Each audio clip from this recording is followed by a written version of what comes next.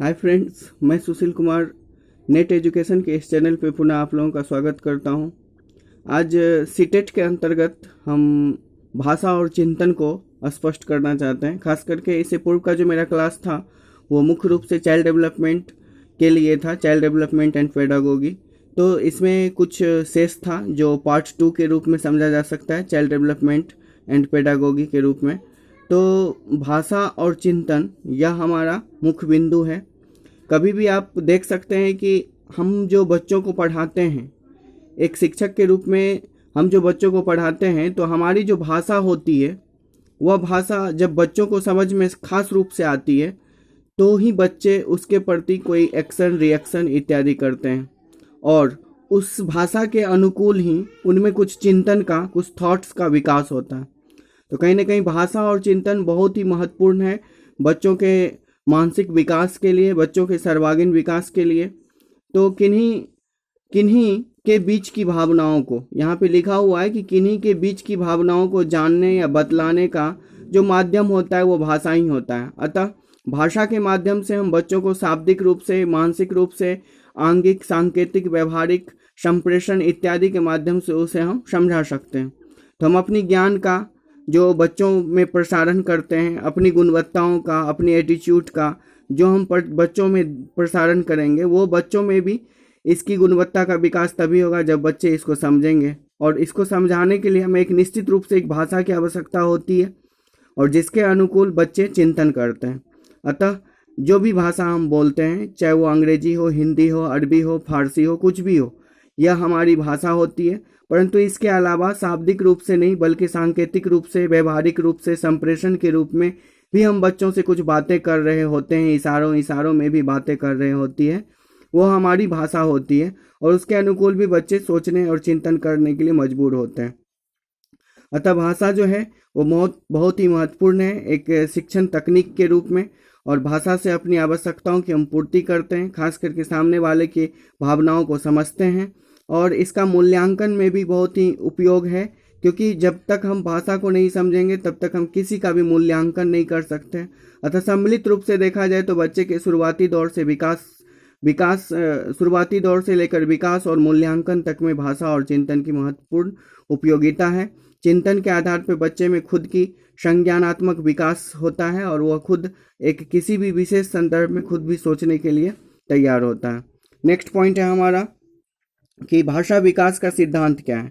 तो भाषा विकास के सिद्धांत को आप यहाँ देख सकते हैं, स्पष्ट रूप से दिया हुआ है कि भाषा का जो विकास के सिद्धांत है वो फर्स्ट है परिपक्वता का सिद्धांत, जो हॉर्लॉक के द्वारा दिया गया है। आप इसे दूसरे रूप में याद कर सकते हैं कि परिपक्व होने की आपको हॉर्लिक्स यानी कि हॉर्लॉक की आवश्यकता है। अनुबंधन या उदाहरण का सिद्धांत, यानी कि जब भी आप किसी दूसरे से सीखते हैं या दूसरे के अनुकूल अनुबंधन लिंक करके सीखते हैं तो ये स्किनर से लिंक का सिद्धांत यानी अनुबंधन का सिद्धांत। और दूसरा है अनुकरण का अर्थ होता है कि आप किसी दूसरे से देखकर, तो वैसे भी वैलेंटाइन इनके सिद्धांत के विकासक माने गए हैं। तो वैलेंटाइन डे नेचुरली सभी देख के ही एक दूसरे से सीखते या मनाते हैं, तो इस तरह से आप अनुकरण को वैलेंटाइन से।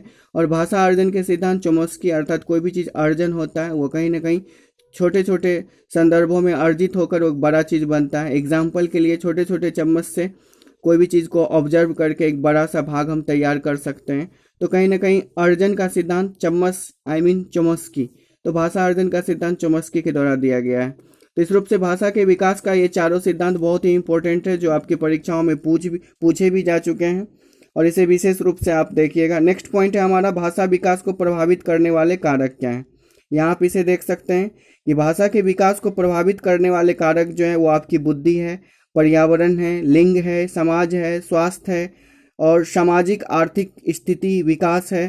साथ ही परिपक्वता, आपकी संवेग, आपकी भावनाएं इत्यादि, ये सारी चीज़ें भाषा विकास को प्रभावित करने के लिए बहुत ही महत्वपूर्ण होता है। और भाषा में मुख्य रूप से गुण और दोष की बात होती है।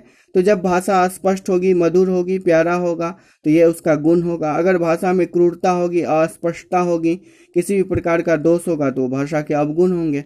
इस तरह से ये दोनों पॉइंट हमारे सिलेबस में है। आप सिलेबस के अकॉर्डिंग इसे आप देख सकते हैं। कभी भी आप यहाँ देख सकते हैं कि भाषा को भाषा के बारे में कि भाषा के अध्यापन से लेके जो हमारे सिलेबस में दिया हुआ पॉइंट है वो मुख्य रूप से यही है। भाषा के संदर्भ में आप यहाँ एक निश्चित रूप से हमारा सिलेबस जो है, सिलेबस में आप देख सकते हैं कि भाषा और चिंतन से जो बिंदु हैं हमारे सिलेबस के अकॉर्डिंग वो ये है कि भाषा और चिंतन क्या है, समाज निर्माण के रूप में लैंगिक भूमिका पूर्वाग्रह क्या है, इसे हम आगे देखते हैं। समाज निर्माण के रूप में लैंगिक भूमिका या पूर्वाग्रह की जब हम बात करते हैं तो वर्तमान में समाज तो आज से नहीं हजारों साल पूर्व से निर्मित हो चुका है। तो पूर्व में समाज में जो लिंग की अवधारणाओं को लेके, स्त्रीलिंग या पुल्लिंग यानी कि मेल फीमेल को लेके जो अवधारणाएं हैं समाज में, वही पूर्वाग्रह कहा जाएगा। उसका भी क्या इफेक्ट पड़ रहा है बच्चों के बीच में, तो उसके बारे में हमें देखना है। विशेष रूप से आप यहाँ देखिए कि हम जो भी बिंदु आपको बतला रहे हैं वो हमारे सिलेबस के अकॉर्डिंग होता है। तो जो भी बिंदु है वो सिलेबस के अकॉर्डिंग है। आप सिलेबस को भी हम दे देंगे, आप पीडीएफ में वहाँ से आप देख लीजिएगा। और ये जो अभी हम दिखा रहे हैं आपको, ये भी पीडीएफ में, आप डिस्क्रिप्शन बॉक्स में जाके पीडीएफ देख सकते हैं और वहाँ से इसके बारे में और भी सूचनाएं या और भी स्पष्ट रूप से आप वहाँ देख सकते हैं, क्योंकि यहाँ स्पष्टता की अगर थोड़ी बहुत कमी होगी तो इसके लिए हमने पीडीएफ दे दिया, आप वहाँ से इसे डाउनलोड करके इसे स्पष्ट रूप से देख सकते हैं। नेक्स्ट पॉइंट है हमारा चिंतन। चिंतन के एक प्रकार का ज्ञानात्मक प्रक्रिया है, कहीं ना कहीं आप हमारा एक खास ज्ञान होता है किसी खास बिंदु के प्रति, वो चिंतन कहलाता है। तो चिंतन के प्रकार की भी बात हम करते हैं, जो यहाँ आप देख सकते हैं। बालकों के द्वारा जो चिंतन की प्रकार की बात हो रही कि बालक में चिंतन के कितने प्रकार होते हैं। तो फर्स्ट है प्रत्यक्षात्मक चिंतन, अर्थात प्रत्यक्ष रूप से जब बच्चा कुछ देखता है तब वो जो चिंतन करता है वो प्रत्यक्षात्मक चिंतन कहलाता है। दूसरा है काल्पनिक चिंतन, अर्थात कल्पना के आधार पे जब वो कोई कल्पना करता है। एग्जाम्पल के लिए कुछ अगर कभी भी उसने नहीं देखा और एक नया नाम सुनता है, उसकी कल्पना उसके दृष्टि में मन में आती है, वो एक प्रकार की उसकी काल्पनिक चिंतन होती है। दूसरा बिंदु है, तीसरा है प्रत्यक्षात्मक चिंतन, अर्थात प्रत्यक्ष रूप से जब किसी वस्तु को देखकर उसके संदर्भ में जब वो सोचते हैं तो यह उनकी प्रत्यक्षात्मक चिंतन कहलाती है। प्रत्ययात्मक चिंतन है जो प्रत्यय के आधार पर किसी दूसरे संदर्भ में लिंक करके देखता है। फोर्थ है तार्किक चिंतन, अर्थात बुद्धि से तर्क से जो चिंतन करते हैं वो उसका तार्किक चिंतन कहलाता है। तो इस तरह से ये जो चिंतन है ये बाल चिंतन है, इसे आप विशेष रूप से याद रखिएगा। और चिंतन के बारे में पियाजे जी का कहना है कि चिंतन जो होता है वो दैनिक चिंतन, तार्किक चिंतन, ये कार्यात्मक चिंतन ये बच्चों में एक 3 से 7 वर्ष की उम्र सीमा में होती है। यहाँ आप इसे स्पष्ट रूप से देख सकते हैं। नेक्स्ट है हमारा क्रो एंड क्रो का कहना है कि जो बच्चों में स्वतः चिंतन की बात होती है वो ज्ञान, भाषा, उपयोगिता के आधार पर होती है और समाज के अनुरूप होती है। तो बेसिकली यहाँ है। और वुडवर्थ का कहना है कि बच्चों में जो चिंतन होता है वो विशेष रूप से देखा जाए तो 5 से 6 वर्ष की उम्र में उसकी जो चिंतन होती है वो उसकी काल्पनिक चिंतन होती है, और 7 से 15 वर्ष तक की जो बच्चों की चिंतन होती है वो एक प्रकार का तार्किक चिंतन होता है। तो इस व्यू से यहाँ ये बिंदु है। नेक्स्ट पॉइंट है हमारे कि समाज निर्माण के रूप में लिंग की क्या भूमिका होती है। अभी हमने इसकी चर्चा भी की थी वहाँ सिलेबस को देखते हुए। तो समाज निर्माण के रूप में लिंग बहुत ही इम्पोर्टेंट है। आज किसी भी समाज का निर्माण की जब हम बात करेंगे तो लिंग के आधार पर ही समाज का निर्माण होता है। एक समाज में स्त्रीलिंग और पुल्लिंग का होना अनिवार्य है, क्योंकि यह एक विशेष रूप से किसी भी परिवार का एक खास अंग माना जाता है। स्त्रीलिंग या पुल्लिंग के अभाव में किसी भी समाज का या परिवार का निर्माण नहीं हो सकता है। जहाँ तक पूर्वाग्रह की बात है तो पूर्वाग्रह के बारे में हम यही कह सकते हैं कि पूर्व के समय में भी लिंगों में मतभेद देखने को मिला है।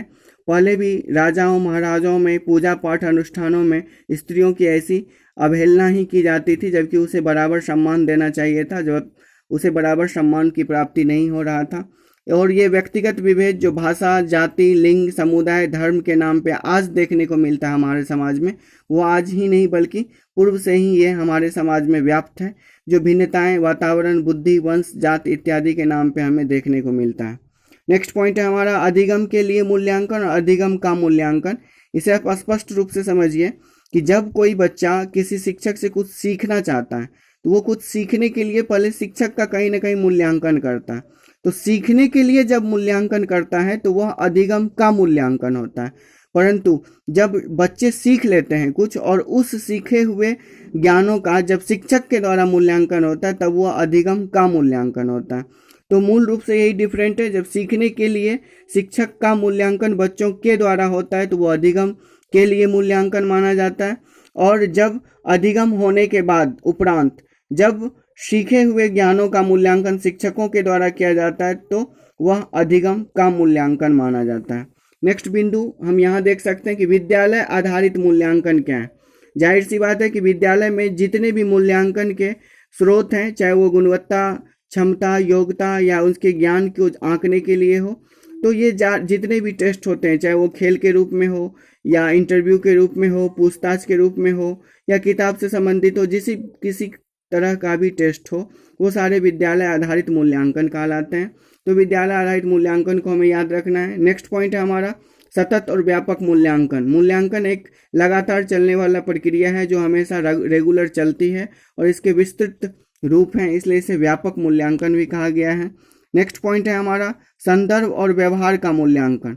जब भी हम कुछ भी बिहेव करते हैं, जो भी हमारा व्यवहार होता है, वह हमारा व्यवहारात्मक मूल्यांकन का एक स्रोत होता है, क्योंकि अगर हमारे बारे में किसी के मन में कोई अवधारणा होगी तो एट फर्स्ट हमारे व्यवहार को देखकर ही होगी। दूसरा है कि किस संदर्भ में हम क्या बोलते हैं, किस संदर्भ में हमारी क्या सोच होती है, उसके अनुरूप हमारा मूल्यांकन होता है। तो अगर किसी संदर्भ में हम कुछ बोल रहे हैं तो उस संदर्भ के अकॉर्डिंग, हमारे उस थॉट के अकॉर्डिंग हमारा मूल्यांकन होगा कि हम कैसे व्यक्ति हैं। अतः किसी संदर्भ या व्यवहार का मूल्यांकन के द्वारा ही बच्चों या शिक्षकों का भी मूल्यांकन किया जाता है।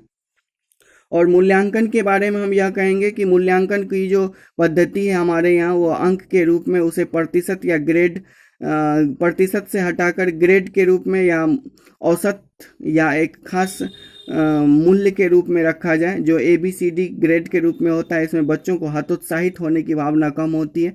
बच्चे जो हैं अंक के रूप में बहुत हतोत्साहित हो जाते हैं, परंतु ग्रेड के रूप में वो गौण होते हैं, क्योंकि ग्रेड ABCD के रूप में होता है। और एक D ग्रेड में जैसे कि 35% से कम, D ग्रेड 35 to 55% अगर मार्क्स ऑब्जर्व होता है तो C ग्रेड, और 55 to 75 होता है तो B grade, and 75 to 90% achieve होता है स्टूडेंट को तो A ग्रेड, और 95 प्लस होता है 100 तक के लिए तो A+ ग्रेड होता है। इस ग्रेड के अनुरूप बच्चे में जो होती है वो कुछ हतोत्साहित होने की भावना कम होती है, जबकि जो बच्चा होता है अच्छा, वो तो अपना ग्रेड ला ही लेता है।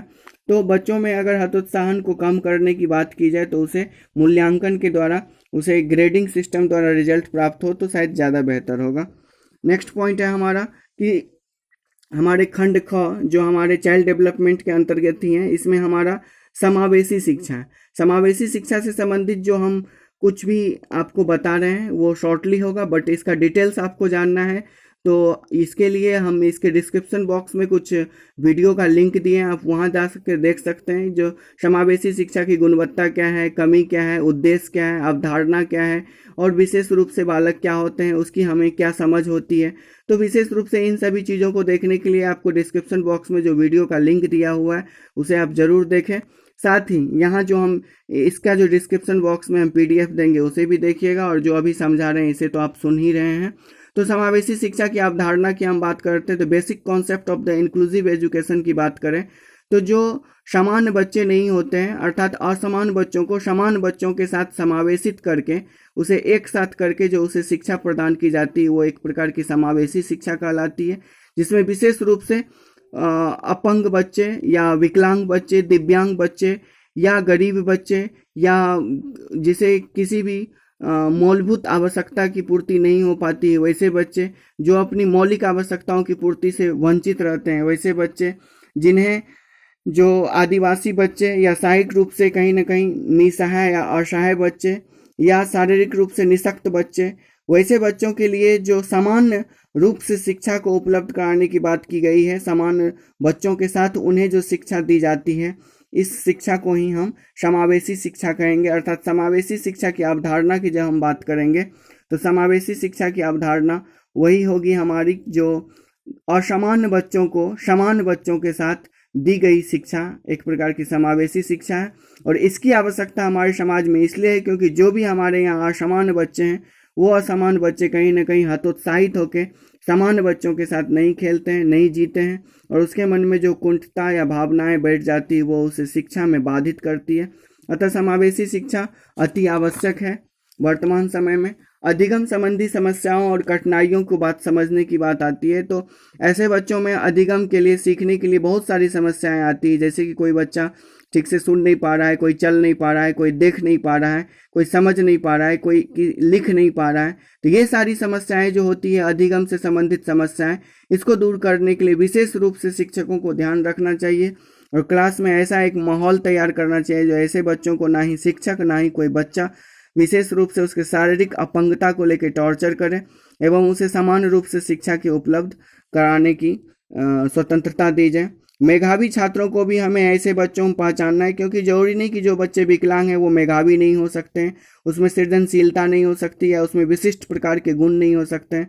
अतः विशिष्ट प्रकार की गुणवत्ता की पहचान के लिए, सृजनशीलता की पहचान के लिए, मेधावी बच्चों की पहचान के लिए उसे हमें विशेष रूप से उसका अध्ययन करना होगा। ऐसे बच्चों को जो विशेष रूप से जब हम अध्ययन करेंगे तो उसकी गुणवत्ताएं भी हमें दिखेगी और उससे उसकी गुणवत्ताओं को बढ़ाकर हम उनके शैक्षणिक विकास को बढ़ावा देंगे। नेक्स्ट पॉइंट हमारे चाइल्ड डेवलपमेंट के पेडागोगी के खंड ग में आता है, जो अध्ययन और अध्यापन से संबंधित है। अर्थात बालक कैसे सोचते हैं, क्या सीखते हैं, सीखते क्या है, सोचते क्या है। तो यहाँ आप देख सकते हैं कि जब बच्चे प्रत्यक्षात्मक रूप से कुछ भी ग्रहण करने की बात करते हैं, जब बच्चे काल्पनिक रूप से कुछ पाने की बात करते हैं, जब बच्चों में तार्किक का विकास हो जाता है, जब बच्चे अनुभव से कुछ सीखते हैं, रुचि से कुछ सीखते हैं, तो इन सारी चीज़ों के अनुरूप ही बच्चे सोचने के लिए मजबूर होते हैं। अब है चिंतन की बात, सीखने की बात, तो बच्चे सीखते कब हैं? तो बच्चे प्रयत्न से सीखते हैं, कोशिश से सीखते हैं, अभ्यास से सीखते हैं, उपयोग से सीखते हैं, उपहार पाकर सीखते हैं। जब भी कभी हम किसी बच्चे को उपहार देते हैं फिर वो और ज़्यादा उस काम को करने के लिए प्रेरित होते हैं, अर्थात उपहार से सीखते हैं, खुद की सूझबूझ के आधार पर सीखते हैं। तो बच्चों को सीखने की बात होती है तो इस रूप में होती है, सोचने की बात होगी तो वो इस रूप में होगी। और विद्यालय में कुछ बच्चे असफल होते हैं, इसके क्या रीज़न है? तो यहाँ आप देख सकते हैं कि विद्यालय में जब बच्चे असफल होते हैं, असफलता का कारण है कि वो कोशिश नहीं करते हैं, उसके अभ्यास में कमी होती है, या वो बार बार प्रयोग नहीं करते हैं, या उपहार की प्राप्ति उन्हें नहीं होती, या खुद की सूझबूझ ऐसी विकसित नहीं हो रही है, या अध्यापक के शिक्षण विधि में कहीं ना कहीं कमी है, या अनुकूलन वातावरण उसको नहीं मिल रहा है, विद्यालय का परिवेश ऐसा नहीं मिल रहा है, या वो खुद विद्यालय लगातार नहीं आते हैं। तो ये सारी समस्याएं हैं जो विद्यालय से संबंधित है और बच्चों में देखने को मिलती है। जब बच्चे ऐसी भावनाओं से पीड़ित होते हैं तो उसमें असफलता खुद ब खुद सामने आ जाती है, देखने को मिलती है। नेक्स्ट पॉइंट है हमारा शिक्षण और अधिगम की बुनियादी प्रक्रिया क्या है। तो शिक्षण और अधिगम की जो बुनियादी आवश्यकता है वो है आपको अधिगम को समझना, आधार अवधारणाओं को समझना, बालक की अध्ययन नीति को समझना और सामाजिक क्रियाकलाप को समझना। जब तक हम बच्चों की अपनी सूझबूझ को नहीं समझेंगे, बच्चों की सूझबूझ परीक्षण विधि को, उसकी समझ को नहीं समझेंगे, तब तक हम उसे अच्छी रूप से सिखा नहीं सकते हैं। सामाजिक क्रियाकलाप भी हमारी अच्छी होनी चाहिए, जिसके अकॉर्डिंग हम बच्चे को अच्छी समझ, अच्छे ज्ञान का हम विकास कर सकते हैं। अधिगम के प्रति जो सामाजिक संदर्भ है वो हमारी अच्छी होनी चाहिए। कुछ न कुछ बच्चों को सीखते सिखाते रहनी चाहिए। मानसिक रूप से बच्चों में हमेशा एक फोर्सफुल्ली उसको एक ताकत देना चाहिए ताकि आप कुछ अच्छा कर सकते हैं, आपके में अच्छी क्षमता है। ये सारी बातें बच्चों के सामने रखनी चाहिए। नेक्स्ट पॉइंट है हमारा कि किसी भी समस्या के समाधान के लिए जो हम तरीका अपनाते हैं वो तरीका हमारा वैज्ञानिक तरीका होना चाहिए। वैज्ञानिक विधि के अनुरूप जो हमारी शिक्षा होती है बहुत ही अच्छी होती है। इसके अनुरूप, वैज्ञानिक विधि के अनुरूप बच्चे अन्वेषक बन जाते हैं, बच्चे खुद वैज्ञानिक बनते हैं, वो किसी भी समस्या का समाधान इसी रूप में ढूंढने की कोशिश करते हैं।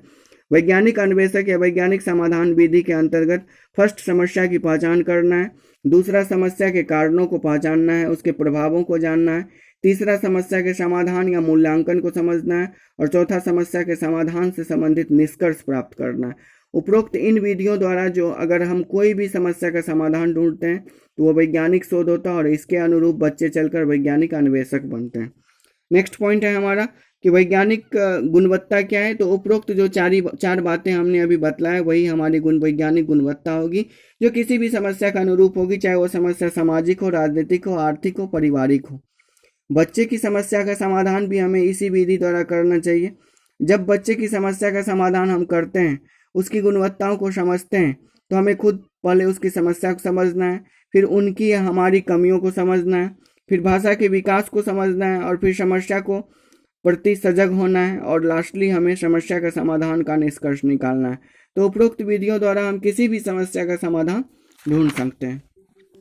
नेक्स्ट पॉइंट है हमारा जो यूनिट, इससे रिलेटेड भी डिस्क्रिप्शन बॉक्स में हम कुछ कुछ वीडियो का लिंक देंगे, उसे भी आप देख लीजिए, जो यूजीसी नेट के लिए भी उपयोगी है।